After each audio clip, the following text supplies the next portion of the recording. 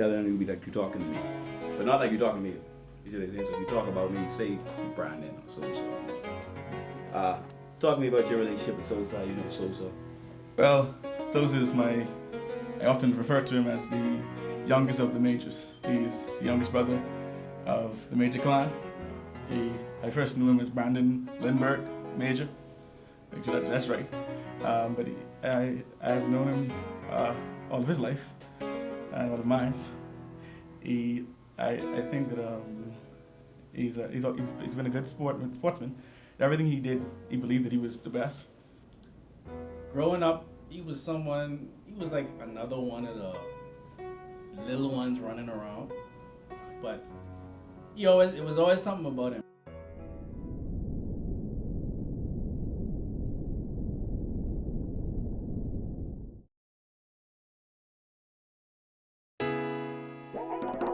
Yo, it's your boy Sosa. My mama once told me a story that her mother died at 15. She went on to go to high school, college, and become a teacher. Before the age of 20, she raised a son. She called him Brandon. You know him as Sosa, the man. And I dream in color. Yeah. My parents taught me to dream. How you gonna ever see reality if you don't dream? Whenever you hear Sosa, it's at a point now, whenever you hear MDs, you hear Sosa. When you hear Sosa, you hear MDs. And it's like, cool, you know what I mean? Muff has always been like a big brother to me. He protected me during high school, overprotected, I should say. We met in the high school days when I just started DJing and he started rapping, so it was kind of convenient for us to collaborate with his first mixtape, which he recorded on the computer here.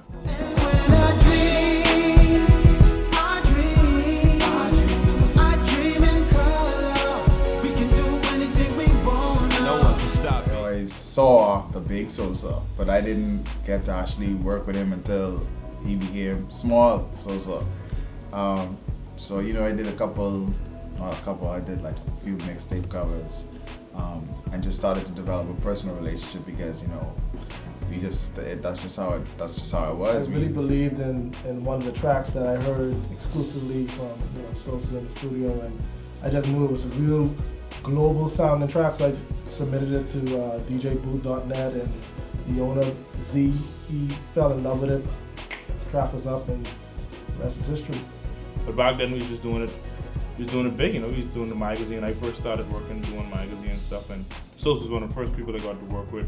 And then we did video, we had Young B and Sosa Man, Prove It video, which is pretty crazy. It was kind of break me into doing music videos actually. I guess you gotta follow your dreams to know where you headed.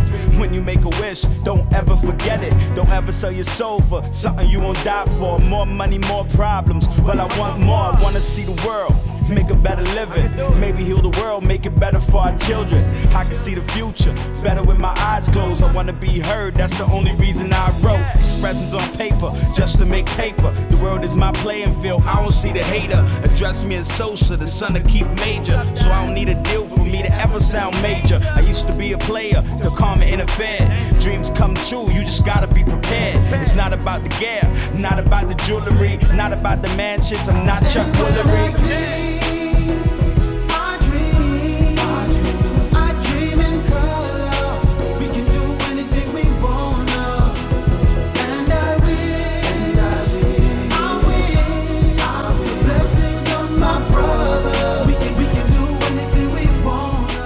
I met Sosa, first thing I heard him singing was Damn Mama from Tupac, and the whole album. We've always been rapping from high school, and we always thought it was cool, and did Dilly Tree in Kingsway.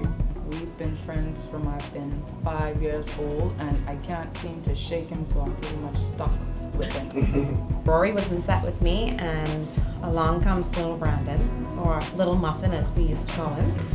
I don't know, he was probably like 3 years old. We was skateboarding through the streets before he was a sports legend of Kingsway. You see, I walked into war, came out fighting. took away to Tennessee, left there tight. Bahamas to the world, Halifax to T.O., Tampa to O-Town, next stop Rio. The dream will never end, not when I'm alive. Sign a little label deal, now I wanna drive. Contrary to belief, I ain't do it for fame. I did it cause we ain't had no voice in the game. Now I'm international, dreams defy odds. People ain't got no control, it's up to God. Never let them keep me down, they don't see what I see. You see how fast your boy came up that acted on Degrassi. Y'all will never pass me, I will not lose. Patience is a virtue, my controller's on cruise. I left behind my old crew, though they still roll through. I'm dreaming me a new dream, wishing that it come true. Dream doesn't end there.